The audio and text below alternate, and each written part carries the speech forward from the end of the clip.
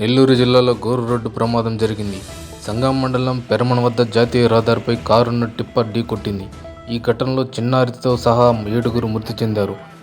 Wrong రూట్లో tipper వేగంగా వచ్చి కారును ఢీకొట్టి కొద్ది దూరం లాక్కెళ్లింది. టిప్పర్ కిందకు కారు వెళ్లడంతో అందులోని మృతదేహాలు నుజ్జునుజ్జయ్యాయి. కారు నెల్లూరు నుంచి కడప వైపు వెళ్తుండగా ఈ ప్రమాదం జరిగింది.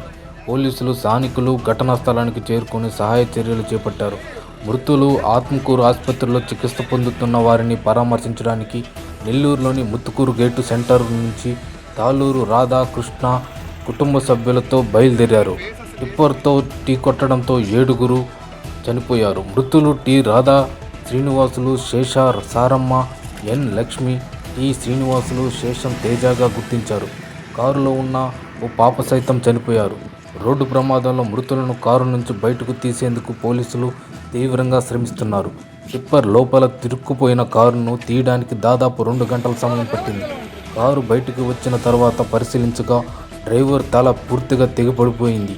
కారు పూర్తిగా నుజ్జు కావడంతో డెడ్ బాడీలను తీయడం సాధ్యం కాక కారును గడ్డపారతో బద్దలు కొట్టే పరిస్థితి నెలకొంది.